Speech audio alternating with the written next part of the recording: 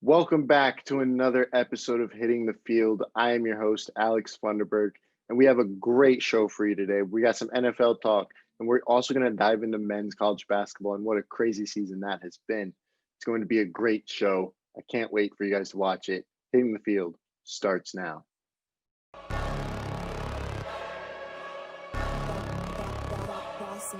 Things gon' change when I really hit the field. Undefeated champs, man, you know what's the deal. Tryna find a kid, I'm in the field doing drills. Boy, you just a sucker, you ain't never keep it real. 3 rings in my hand, I'm a warrior to the max. When I hang it up, they gon' have to give me plaques. Step up in the building and I only bring the facts. When I make a highlight, they gon' replay, run it back, okay? Always locked in, now I don't got time to lax. Saying he the best, he could take a lap. Batted 1,000 when you check the stats. Boy, is you ready? You ain't gotta ask.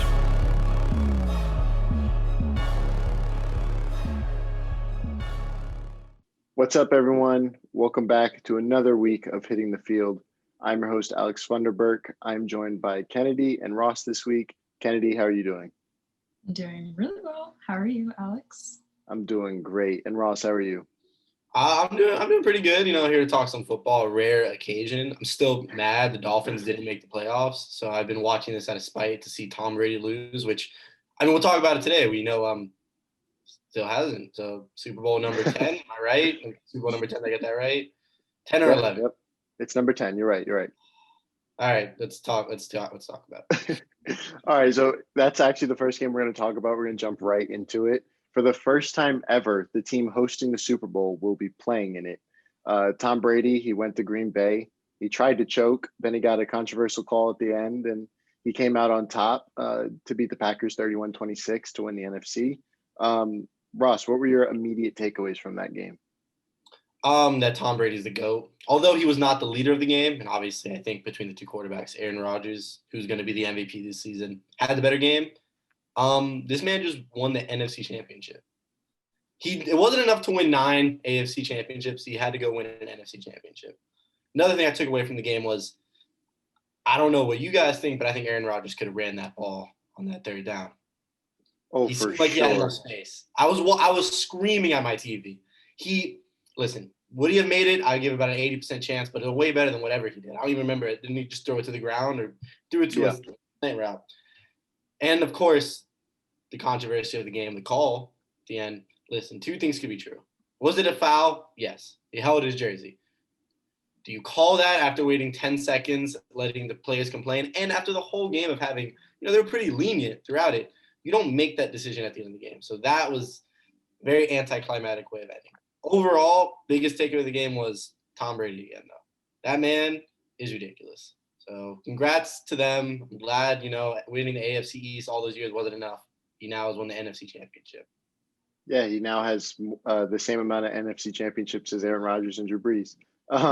Kennedy, what were your takeaways from that game?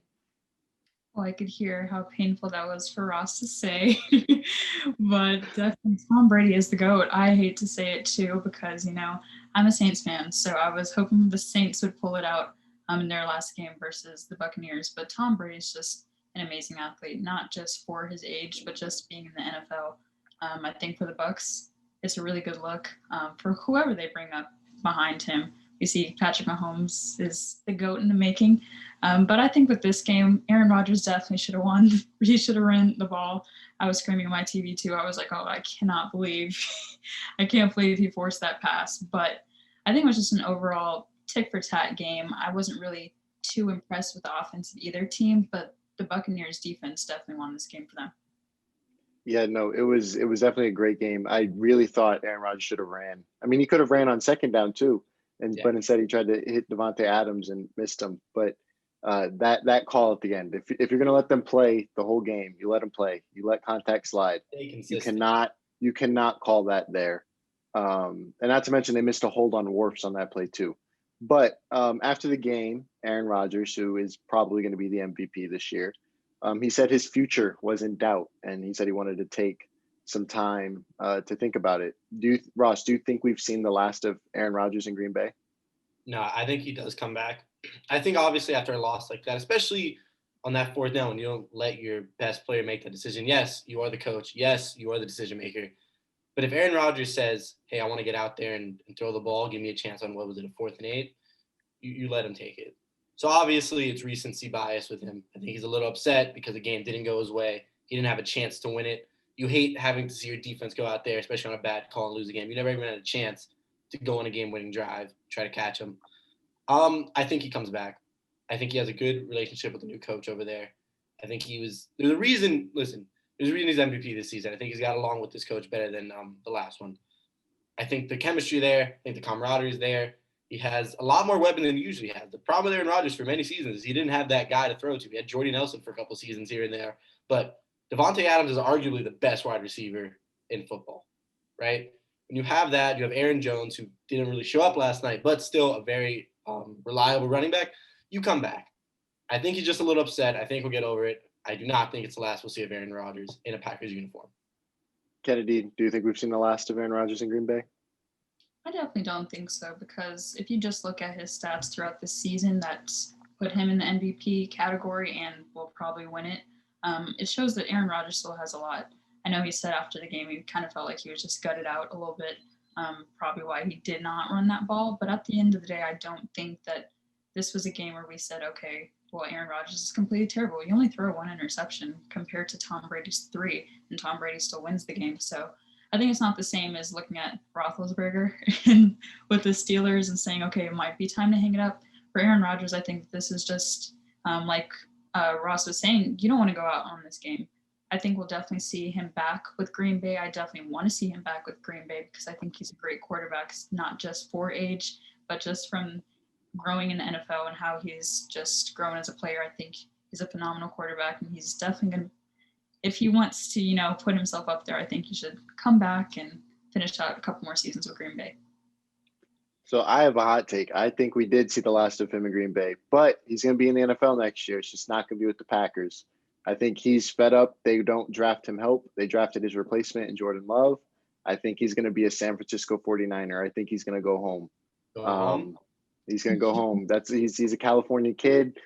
I think San Francisco's ready to move on from Jimmy G. It seems perfect. I think they'll make a trade for it. But Tom Brady, as Kennedy mentioned, threw 3 interceptions.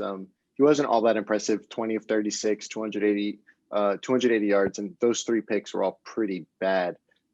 If they have a chance in the Super Bowl, what does Brady have to do differently, Kennedy, to beat this Chiefs team?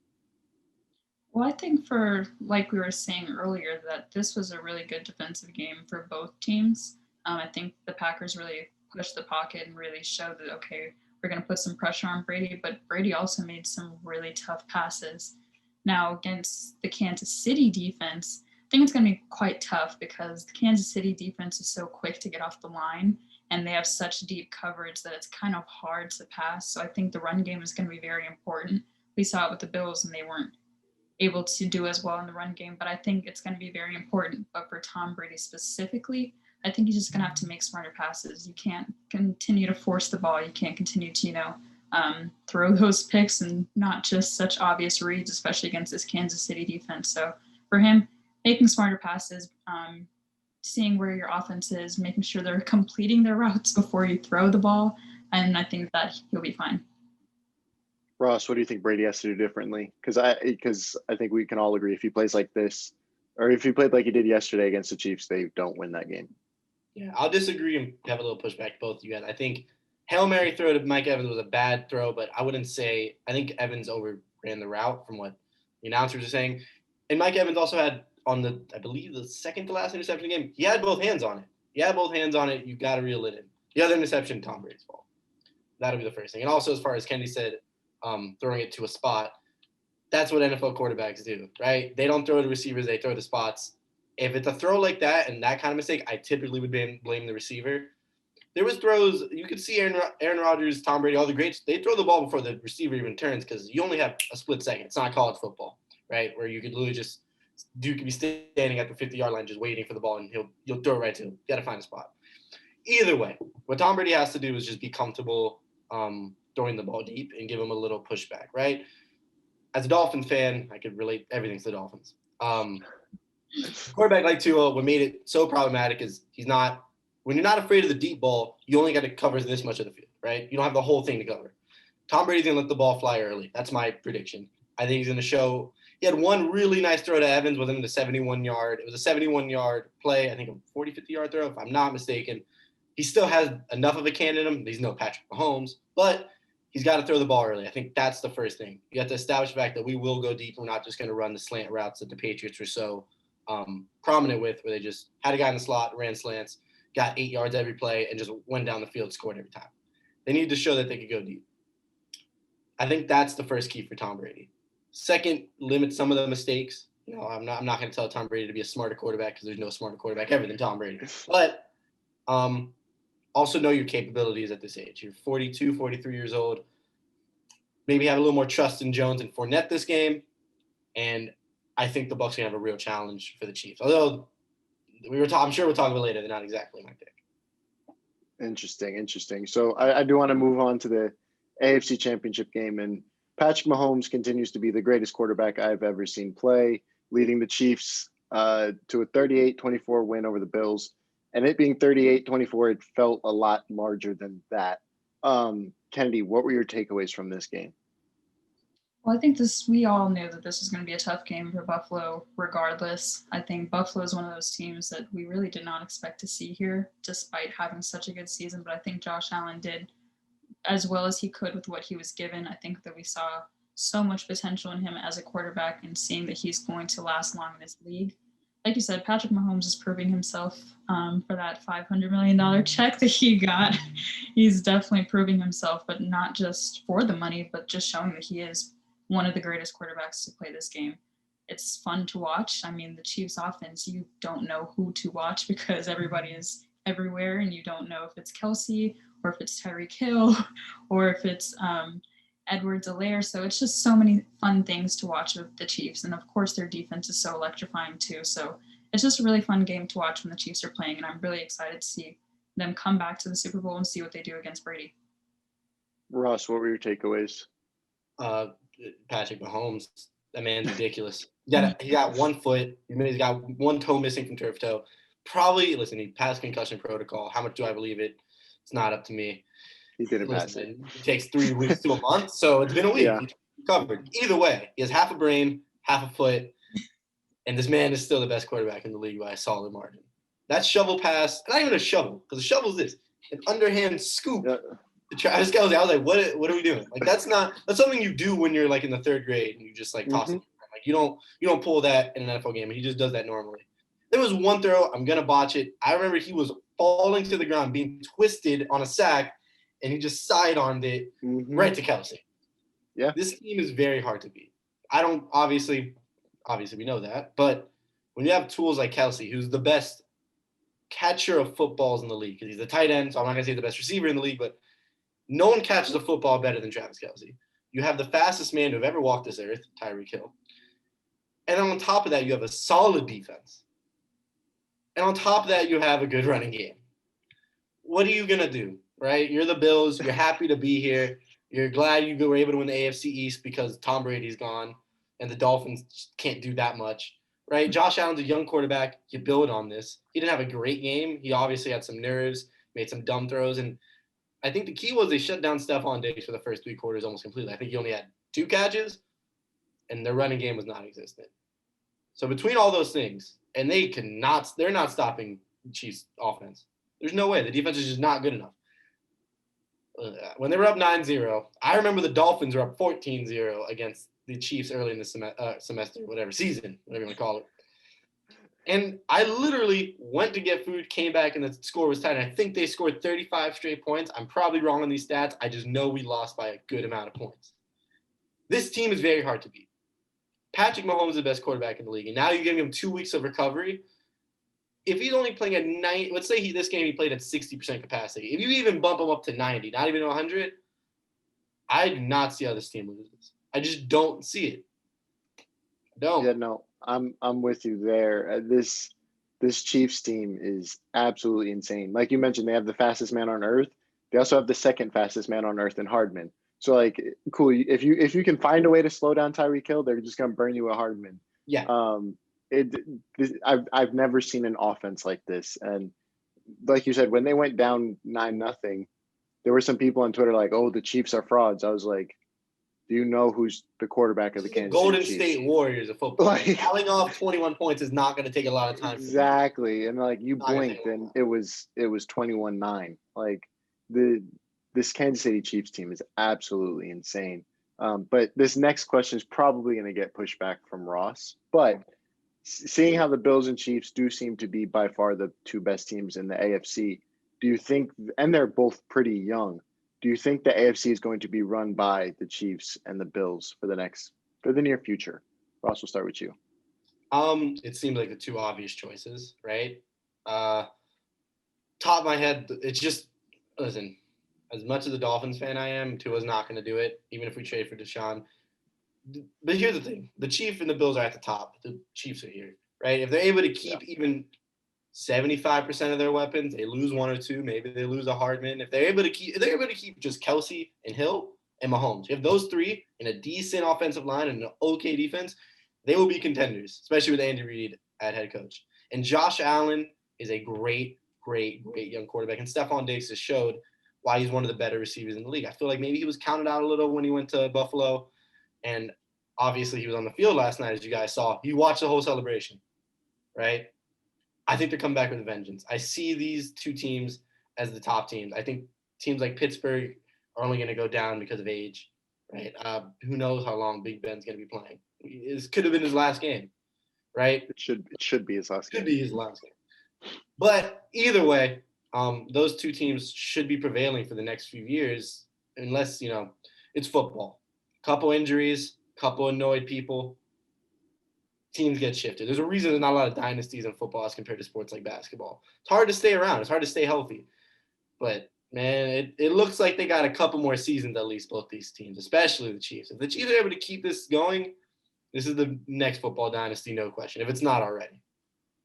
Yeah, no, for sure. And if they do win the Super Bowl, they'd be the first repeat since the Patriots did it in the early 2000s. So, like you said, dynasties are not a thing in football, but it does look like the Chiefs are building to that.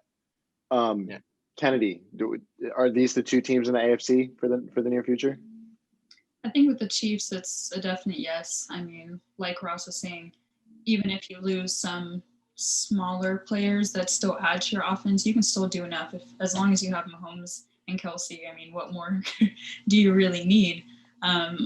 With the Bills, I think that we've seen that the Bills are pretty beatable. This season is a season like no other because of COVID and because of all the other protocols and everything else that's going on outside of the league. And I think that these are the two teams that have managed the best and just kind of locked in, because we see, even with the NBA, how different it is trying to adjust, especially when you have not as many limitations and the NFL isn't made like a secure bubble. So I think these teams have managed the best, which is why they have prevailed this season.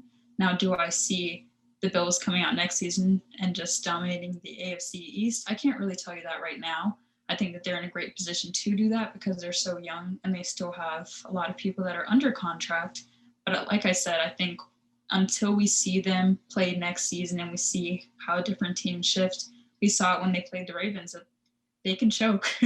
If the Ravens had just stepped their game up just that much, it would have been the Ravens here, not the Bills. And I think that shows that the Bills are a beatable team, but they still do have a lot of potential. So I can't for sure say that the Bills and the Chiefs, but the Chiefs for sure, I know will be dominating the AFC for a pretty long time.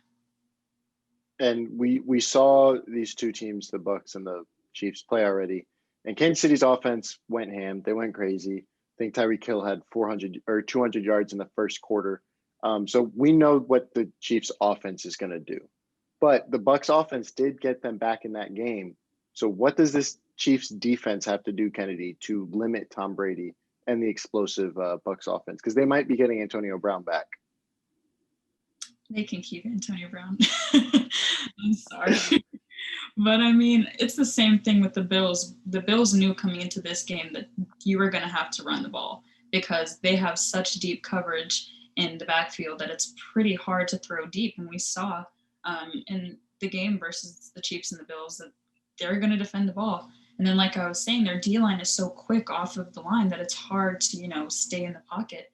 And especially when you have a quarterback that's not likely to run, it's going to be very difficult. So I think while we can see long balls from Tom Brady. It's going to be a lot harder against this Chiefs team that has better deep coverage. Tyrann Mathieu has been phenomenal, just a complete ball hawk. So I think it's going to be very hard for them to, have a solid game, and they're not really going to be able to win this one in the air. I think Fournette is going to really have to put on his his big boy cleats and just really show what he's about. And he showed it last game. He showed he's an LSU guy. Clyde Allaire's 1-2s, but I think we're really going to see that they're going to have to rely on different facets of their offense, not just throwing the deep ball to Evans like they did in this game. For sure. Ross, what do you think the Chiefs defense has to do to limit Brady? It's pretty simple. I think there's a reason Tom Brady's been the GOAT for so many years, besides Belichick, besides, being one of the greatest. He has always had a great offensive line, at least for the seasons he's been winning. Not only is he the smartest quarterback, he could put a ball in the space just to fit, just perfect, but you're giving him 4 or 5 seconds. You do that with most quarterbacks, are going to figure it out. They need to put pressure on Brady because he's not scrambling. He can move well within the pocket, but he's not going outside the pocket. There's no way he's going to break. Like, there's not a thing he could do. Put pressure on him. Don't let him be comfortable. Because if you let him be comfortable getting in a groove, he could pick any defense apart just with his brain, let alone his his accuracy, and the fact that he could still throw a decent deep ball. You got to pressure Brady. You cannot let him have time. If that happens and they're able to get to him fast and get to him early, it's going to be a very long night for this Bucs offense. For sure. And I want to move into the Super Bowl. I got 2 questions. I'm going to ask you your predictions. And if Mahomes wins this, is it time to crown him the GOAT? Because I don't know about you. I'm ready. Like, I could do it right now from what I've seen. He's absolutely insane. Sure, he doesn't have the rings yet, but I think those will come.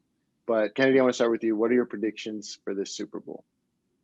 Well, starting off with the predictions, I definitely think that I don't think that we're just gonna see the Chiefs completely dominate like we saw in the regular season when they did play the Bucs. I think, like I said, this Bucs defense is really what kept them in this game. They had 5 sacks. Devin White is absolutely great. Whitehead is too, just really pressuring offenses. But at the same time, when you have a quarterback like Mahomes who's going to scramble and can run for yards on yards on yards, and it's just a really tough guy and just has such a great vision of the field. I think it's going to be really hard for this Tampa Bay defense really to defend anybody. We see it all the time. I mean, they know that he's going to Kelsey, but for whatever reason, he's running a slant, or he's all the way down the field, or he's taking the short ball. So I think it's so hard to really defend this team. They don't really have predictable offense, and I think that's what makes them such a great team. I think it's definitely going to be a great game. I don't want to give the GOAT title away from Tom Brady because he definitely is the GOAT, but I would say Patrick Mahomes is like the mini GOAT. I think we can give that to him. Just a phenomenal player, and I think, like you said, he does not have the rings, but those are going to come. And even if they don't come, the NFL is one of those things where it's not really ring-driven. It's more just how you can carry a team. The Chiefs have been one of those teams that we've counted out for a long time. Patrick Mahomes has completely turned this entire organization around. So I think this franchise has a lot to give as long as Patrick Mahomes is here. So definitely Patrick Mahomes is the mini GOAT, Tom Brady is the big GOAT, and we're just going to see which GOAT wins. Ross, what about you? Who do you got, and is it time to call Mahomes the GOAT if he wins? I got the Chiefs winning. I'm going to give a prediction, 35-24. I think it's going to be a decently close game, but at the end of the day, that the offense is too high-powered, too good. Patrick Mahomes is the best quarterback in the league, and will probably be the best quarterback in the league for at least the next 7-8 years at least. No, he's not the GOAT, Alex. You need to relax. Okay? I know he's amazing, right? I've seen him do things. I've seen him sidearm a ball 50 yards on the dot. Like, I've seen these things. You're going to make me want to root for Tom Brady. Like, by the words you're saying. Like, I don't want to ever root for Tom Brady. He's ruined my childhood. Like, I legitimately have never seen the Dolphins win a playoff game. Since I was 6 months old. That's the last time they won a playoff game. I literally didn't know my ABCs. I didn't know how to speak. I couldn't walk. All right? No, he's not the GOAT. Right? There's a difference between who's the most skilled and who's the GOAT.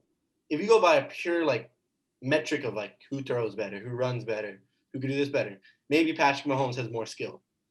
But what makes Tom Brady the GOAT is what season is this? I have no, 22, 20? 21. 21, 22. And Yeah. he's been the best quarterback for a solid amount of those years. 6 rings. It's unheard of. That's what makes him the GOAT. And I'm not ready to crown him yet. I'm not ready to crown Mahomes yet. Do I think it's possible? Do I think he has every skill in the book to do it? Absolutely. People were going to call Aaron Rodgers the GOAT after his first chip. They're like, oh, he's going to win at least 3-4 more. He was amazingly skilled. And then look at him. That's it. He hasn't won one since 2010. We have to see more. Do I think he has all the capabilities? Of course. That man's ridiculous. But not the GOAT yet. You need to slow it down. Okay? I'm ready to crown him. He's done things I've never seen anybody do on a football field. So did Michael Vick, but I'm not crowning Michael Vick to go. Hey, that's fair. But I'm going to tell you exactly how this game's going to go. The Chiefs are going to get down early because for some reason Mahomes likes starting with a deficit. I think it makes him play better or something. Yeah. Twitter's going to freak out. Oh my God, the Chiefs are a fraud. They're losing to the Bucks. And then Mahomes is going to come back and they're going to win by like 2 or 3 possessions. I'm thinking like 42-21, 35-21, somewhere in there. And the Chiefs will repeat. But I had a great segment with you guys. I want to thank you guys for joining me. Stay tuned. We got more. We're going to talk some college basketball when we come back. Stay with us. Good morning, fellas, except for Andre. KG in the building. James Harden's a stat pack. Yeah, that is right, you're right. It's the best score. He has 120 straight points. Bro, 120 straight points now. He doesn't back. All right, let's do this. Let's get down to business, guys. He's still got Aaron Gordon, PJ Tucker, and them boys. Come on now. What about Carl? You want to go Tom Brady kisses his son. Facts. I think it's kind of special though. What?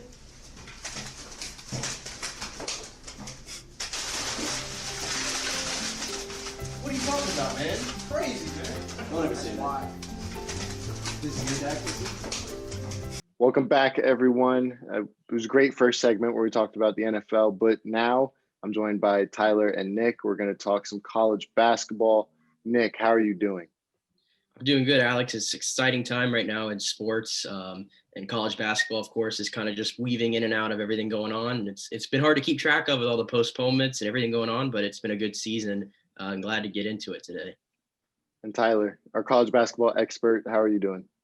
Oh, it's the best time of the year, Alex. I'm so excited. First time covering college basketball for hitting the field for this season. So we're going to dive right into it and break it all down. So excited. For sure. And this has been a very odd college basketball season, a lot of postponements. And a few weeks ago, we found out that March Madness will take place in one city. It'll be in Indianapolis. But we're still a little bit away from Selection Sunday. But I wanted to get your guys' number 1 seeds at the moment. Tyler, we'll start with you. So to narrow it down to only for the number 1 seeds, I kind of put it into tiers. So tier 1, Gonzaga and Baylor. Those teams are locked. They're on a different level than everyone else this college basketball season. And tier 2, I have Villanova, Iowa, Michigan, and Texas. So the 3 and 4 seed right now, Villanova, and Iowa. So those would be the favorites for it. However, I think that Michigan and Texas are both right there with them. They played great basketball. They kind of have everything that you need, that I think you need to win the championship in March Madness. And that's, they have height, they have defense, they can shoot the ball, they have they have senior experience, and they have freshman studs. That's kind of, those things are, all those combined together give you a great chance to be successful in the tournament. And then tier 3, these are teams that I could see making a 1 seed run. However, I don't see it likely, but I think that you should watch out for them in the tournament, is Houston and Virginia. Virginia kind of started the year a little rocky. They're 9-2 in the ACC right now, so they've kind of balanced it out. They're leading the way in the ACC, which is the worst we've seen the ACC in as long as I can remember. And then with Houston, I don't think that they get a 1 seed just because of the conference they're in, the American.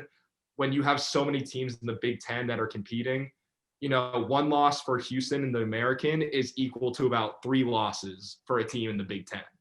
So that 1 loss that they're going to get, I think they'll get throughout the end of the year, is going to push them down and prevent them from being a 1 seed.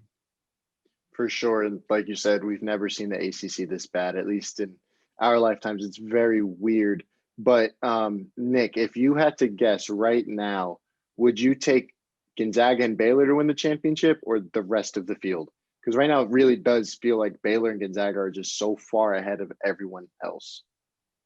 mean, well, we know anything can happen in the tournament, but it's hard to look past what Gonzaga is doing right now. I mean, 15-0, and Mark Few has just done such a great job with Gonzaga, keeping them at the top of the college basketball world. And, they just have such a great balance of veterans. And of course, freshman Jalen Suggs is obviously grabbing a lot of headlines, but, Corey Kispert's a guy that's been there for 4 years now as a senior. And this year he's taken his game to a great level. And I think you're going to see him be, definitely a first round pick this upcoming season. He's earned his way into that discussion. So I think Gonzaga definitely has got to be on top, with Baylor, I think, just behind them. It's a shame we didn't get to see that game earlier this year, but I think if everything goes right, we may be on a crossroads to see them later down in the season. Yeah, no, I mean, they are both just incredible. And Tyler, what about you? What about you? Are you taking Gonzaga and Baylor versus literally everyone else? Like I said, it's tough to go away from them. They're just on a different level on both sides. Nick, he talked about Hughes leading Gonzaga and head coaching job. I think Scott Drew has done a terrific job with Baylor. He's kind of built this program to what it is today. Jared Butler this week winning, he got Player of the Week by Andy Katz. He won the hearts over of all college basketball appreciators in America this week.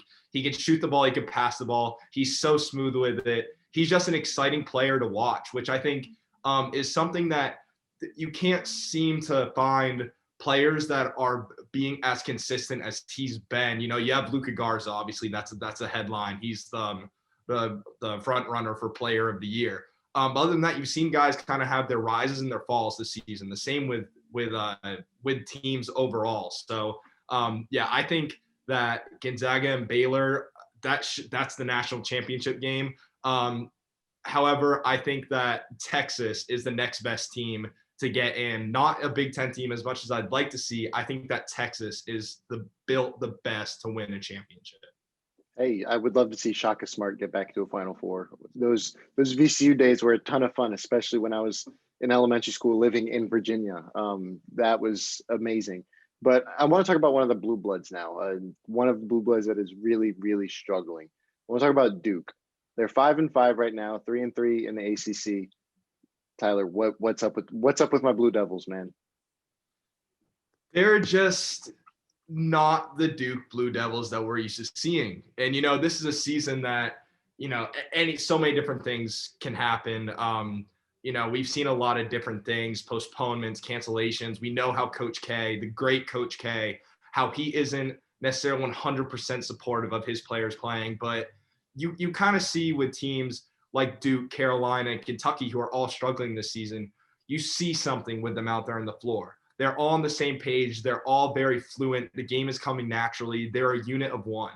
That's why they find so much success. This season, I watch those teams, and I don't know what I'm watching. I see 5 really talented dudes out there on the court, and they're just 5 talented dudes out there on the court that can't seem to put it all together. So, I think that Duke, they do have a shot at getting into the tournament. They have at least 3 major games left this season. They have both Carolina games, one at home, one across the road at Carolina. You have to win at least one of those games to get a spot in the tournament. This is also a big game for Carolina. It goes both ways. They're both in a weird spot. The other thing that I could see with the ACC being as weird as it's been with, we've seen Clemson top the league for a little bit. Virginia is starting to take over. I could see Duke upsetting any of the top 4 seeds in the ACC. So whether it's Florida State, Virginia, Clemson, like I said, I could see them beating those teams. So Duke could could finish it with a terrible overall if they decide to keep playing basketball this season and make a run in the conference tournament and get their bid into March Madness. So, I think they still have a shot, but there's a lot that needs to be done. Nick, so ESPN currently has Duke out from on the outside looking in terms of the tournament. So, Nick, do you think Duke will make the tournament? I think they have a really relatively good chance to sneak in there because it's Coach K, because it's Duke. And kind of like Tyler said, they have that potential at any time to turn it on. And I feel like we're just kind of waiting for it. They've just been kind of sleepwalking through the season. It's not your same Duke team. Like, you can't find that freshman star. And I think that's what's kind of been killing them is they're living and dying by starting 5 freshmen, every single year, which it's not happening this year. Of course, Matthew Hurt is a sophomore and he's the best player on the team this year. So I mean, they're living and dying by it though, and you're seeing Coach K is starting to get pretty rattled. You saw the encounter with the student reporter over the weekend. Not a good look for him, but he did issue an apology for that. But you're starting to see things kind of crumble there in Duke. And I mean, of course, not having like their big crowd there as usual too. I think, they feed off of that as well. And I know every team's going through it, but that atmosphere in Duke is something else. And it just seems like it's just all in a funk this year. But I do think in the ACC where it's super crazy, and I don't think there's a clear top team in the ACC right now, I think Duke can definitely beat some of these teams and get on a run and get in. For sure. And I'm a big Duke fan. I grew up in North Carolina, and growing up in North Carolina, you kind of have to pick a team. And it was always Duke for me and my family. But so I hope they make it in. Right now, I don't think they will, just because they've shown me absolutely nothing. Like Tyler was saying, it really just feels like 5 dudes out on the court, just like playing pickup ball. Like they don't seem like a team. But if they start meshing, then yeah, they can easily make a run. But I want to talk about the best conference in college basketball. Tyler's been talking about them. It's the Big Ten. All but 3 teams in the conference are above 500. 6 of them are in the top 25. They came out today at noon. Tyler, what has impressed you most about the Big Ten this year? I'd say it's got to be the depth. I mean, we kind of knew coming in what we were going to get with Iowa, Michigan. Then you go beyond that, and you got teams. Maryland has always had a name for himself, but everyone's winning games. That's the craziest thing to me. And I like Iowa, Michigan are staying superior, but you got upsets with Indiana being upset, Indiana giving upsets. You got Ohio State giving upsets, being upsets. There's been so many different teams in and out of the top 25 that you've seen a ton of different upsets, and it's just great college basketball to watch. I hope I'm not a personal fan of any of the teams, so it's beautiful for me as an appreciator of the game to watch. But I think when it comes down to it, there should really be about 11 Big Ten teams in the tournament. Nebraska and Penn State, they're going to miss it. The bubble teams, Michigan State, Maryland, Northwestern, Rutgers, I think that they all come through. They all have wins to solidify their spot, and I think that that's going to continue. But it'll be tough once you watch that conference championship tournament and you get a bad taste because a team like Rutgers just lost in the first round, but they're losing to a really, really good Northwestern or Maryland or Purdue. So I think that they deserve at least 10 teams in the tournament. Maybe 11. Yeah, so you actually jumped ahead of me. That was going to be my next question. Nick, how many of the 14 teams in the Big Ten do you think will make the 68-team field? I think I'm right there with Tyler. I think you could definitely see 10 or 11 getting in. A save definitely for Penn State and Nebraska for sure. But it just seems like it's a shift in college basketball right now, where the Big Ten is definitely in the spotlight here in college basketball, whereas the ACC for most years was always that top conference due to having all the blue bloods in it. But even like another one like Kentucky also having a really rough year. So there's been an opening in college basketball, and the Big Ten has definitely taken advantage of that. And definitely I think the emergence of Iowa as a premier program in college basketball within the last couple of years, we've seen them make runs in the tournament, and they seem prized to do that again this year with Luka Garza. And then, of course, Michigan, they've always been really good. And even when they transitioned over to Juwan Howard, he has not let up anything at all for Michigan. And you see they're playing top 5 basketball right now, potentially a 1 seed. So the Big Ten's definitely got it rolling, and I think they're like that from top to bottom. For sure. And Tyler, do you think the Big Ten will have a Final Four team? And if so, who do you think will make it? Absolutely. I definitely think that they will. They're going to be some of the teams that are just stuck with the lower seeds, as in, they're not going to be filling out the top 4 seeds in the tournament.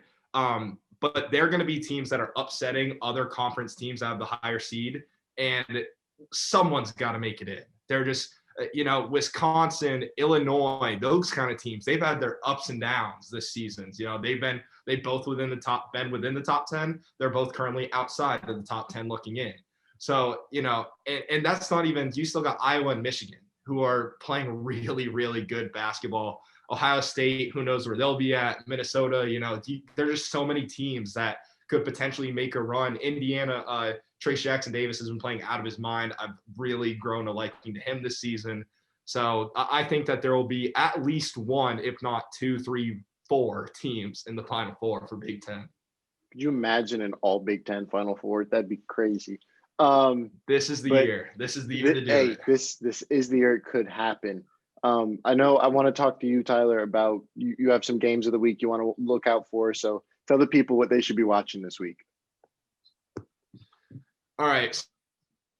So my game of the week, I think, is tomorrow night, and it's Missouri at Auburn at 9 p.m. So Missouri has played some really good basketball, coming off a big win against Tennessee last week. Auburn just got their man Sharif Cooper back. Without Cooper, they really struggled earlier on in the season, lost to a UCF Knights team that is really hurting now. So that kind of shows you where they were at the beginning of the season compared to now and the impact that Sharif Cooper has. I could see Auburn at home beating the number 12 ranked Missouri with Sharif Cooper back and healthy and playing really well, averaging, I believe it's 20-9 right now. So then that kind of carries it over. I think Auburn could be your team of the week, and they could just pull the miracle and beat Baylor. I believe it's on Friday or Saturday, and they could beat those 2 teams and end up as your team of the week. And then also Friday, Iowa at Illinois, 9 o'clock. I'm up in the air. This is a pick'em game. I don't know which way to go with it. At Illinois, I explained how all over the place they've been. In Iowa, it's tough to go against Luka Garza. So those are the things to kind of look out for this week. Nice, Nick. And then Nick, I want to get your quick, who's going to win a national championship this year? Well, I think it is going to be Gonzaga. I know that's the obvious pick, but I just don't see anybody beating them right now. They look like the type of team that could really go wire to wire here. But I'll give you a sleeper just to make it interesting. A team that I thought was going to make a really good run last year, and it got cut short, and that's Florida State. I do think that they might be the best team in the ACC right now. I really do. I think you saw what they did to Clemson the other day, what they did to Louisville the week prior. I mean, every time they get to the tournament, they have a tendency to go on these runs. We've seen it in 2017. We saw it in 2018. They can do it. And, they have a big freshman in Scotty Barnes. They have MJ Walker, the returning junior. I mean, Raekwon Gray has been hitting it really good. I mean, they have a lot to like at FSU right now. So I think they're going to be one of those sleepers that can make a run to the Final Four. Tyler, what about you? Who's your national champion pick right now? Oh man, so much to choose from. I like Nick's FSU. Like he said, they were the proclaimed or the ACC champions last year since it got cut short the first day of conference championship tournament. I like that pick. I'm gonna go outside of Gonzaga and Baylor because I don't think that either of those teams are going to win. And I'm going to go back with Texas. I really like what Shaka Smart's got going on. Like I said, they've got the big men and Jericho Sims, Kai Jones. They got the young stud and Greg Brown.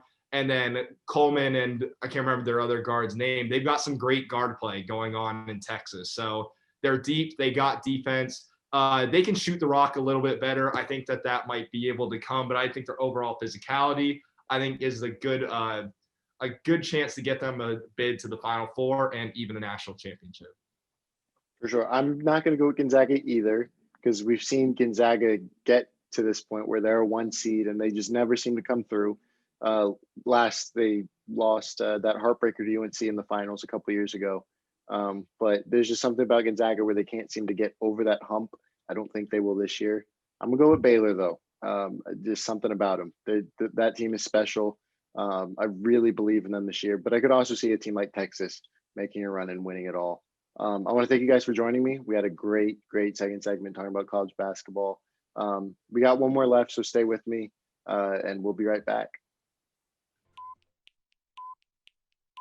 I'm in charge of the meeting this week. So you know what we're going to talk about? Basketball. The second thing we're going to talk about this week is basketball. Okay?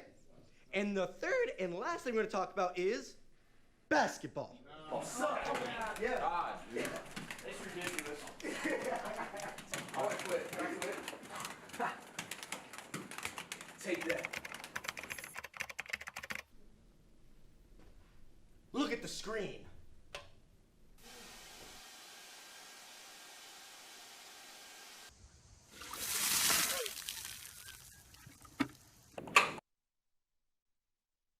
What we talking about this week?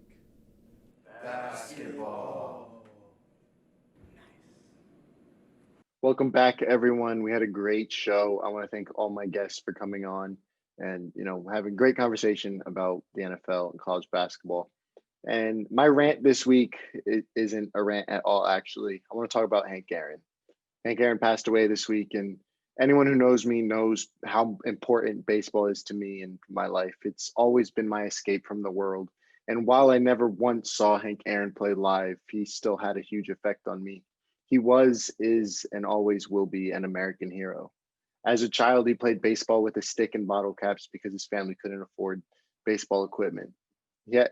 Once as a child, he had to hide under his bed as the KKK attacked his neighborhood. Years later, at the age of 18, he left Mobile, Alabama with nothing more than 2 sandwiches and $2. He went on to have a 23-year career. He was a 25-time All-Star. Yes, I know that sounds weird, but baseball in the 60s decided they want to have 2 All-Star games in a season, and it didn't work out at all. But besides the point.